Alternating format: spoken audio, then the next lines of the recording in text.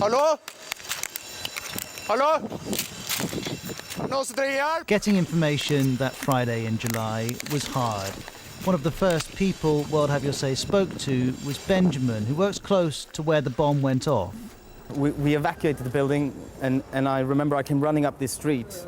At the time, the street was filled with smoke and lots of glass because all the windows shattered. There were wounded people on every corner of the streets, and I started doing some first aid. And then police and ambulances started showing up, and I pulled out. I was really scared at the time, and I didn't feel safe here after the bomb went off. A few hundred meters away was Peel. His bookshop was in the area cordoned off by police.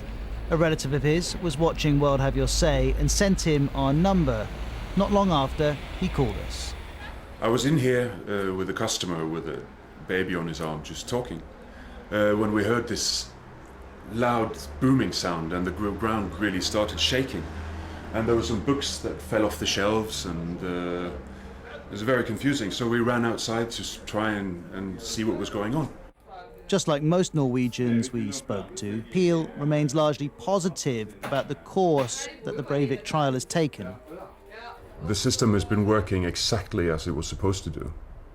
And by every time he's afforded any civility and respect and given a wide berth to say what he thinks and feels, it's a small victory for the system that he's trying to bring down. But I think in the print media and in the storm that's been surrounding this case, there's been a lot of stuff that we could all have done without. There's been this tendency to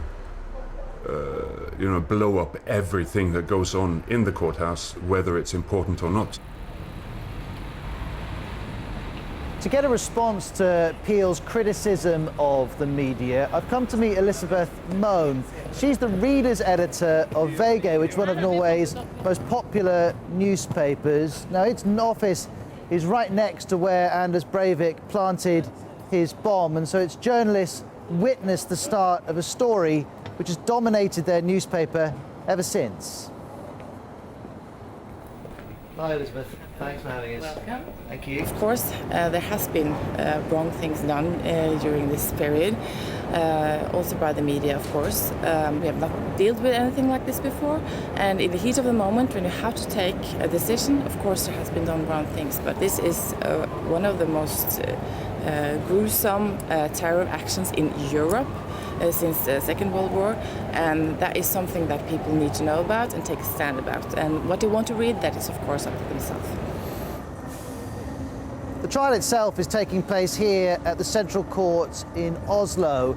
And while the Norwegian justice system is working through the unique challenges of this case, for the thousands of people directly affected by the attacks, many of whom come here every single day, theirs is a far more personal process. Vegard Grossli Vennesland and Ellen Lestrange were among the many members of the Labour Youth Organisation who had gathered on Utoya Island.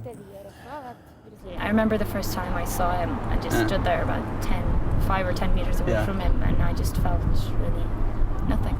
Yeah.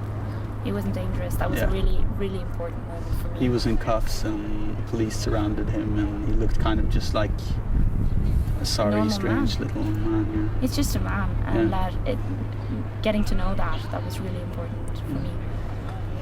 That he's not dangerous to me anymore. Yeah. But how much have you been to the trial? As little as possible, actually. I've been there in those days where we've been going through events that I was directly involved in.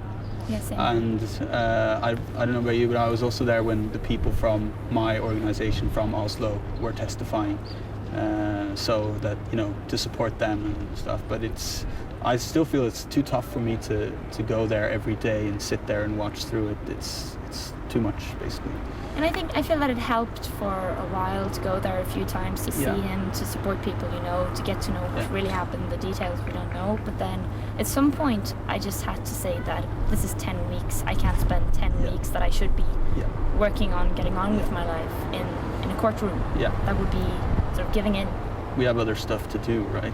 Yeah, and at some point it became a question of time. Yeah. And prioritizing was important. But I'm going to be really happy when it's over. Do you care what the verdict is? Surprisingly little. Yeah. I would have thought that I was more concerned about that, and that I would feel some kind of hatred. And I'm really surprised that those feelings haven't really materialized. Yeah. I'm sure it must be different for some people. Yeah.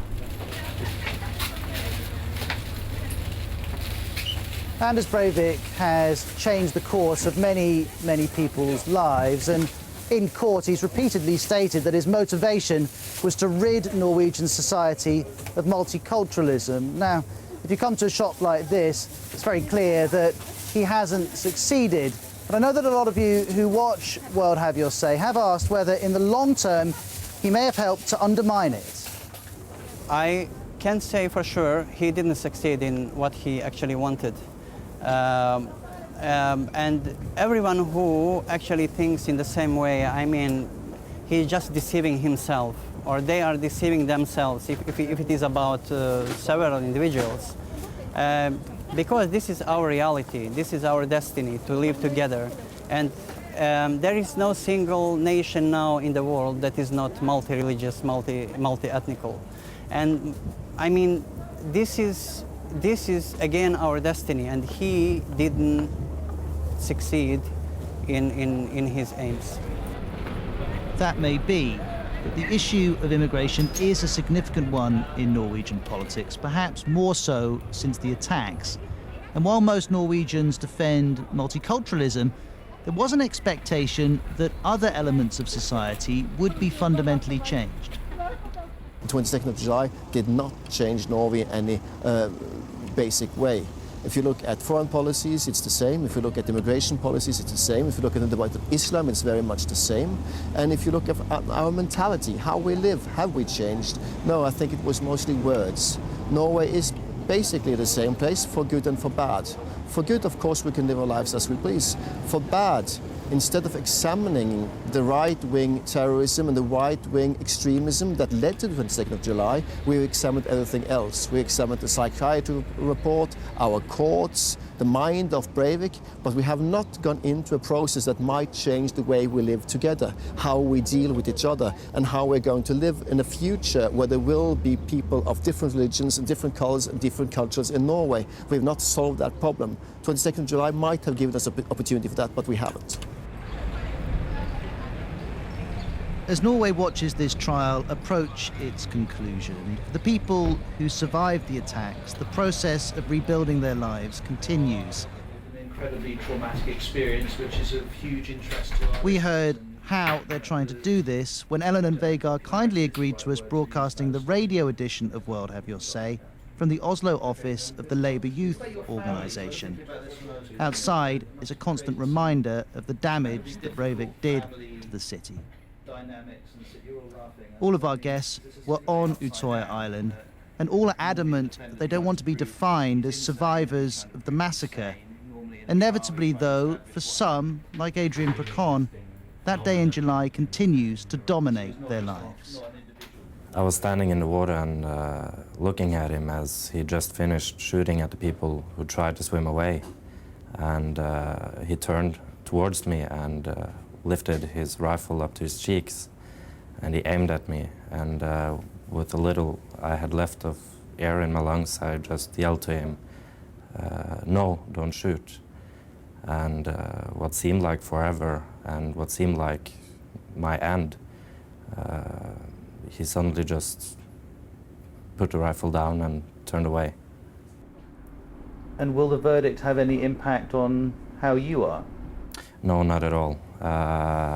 He's not a part of me anymore. And I do feel safe now. I do feel that he won't be released into the streets again.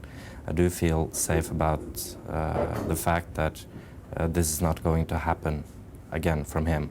And therefore, I do feel much safer, and this will not affect me anymore than it already has.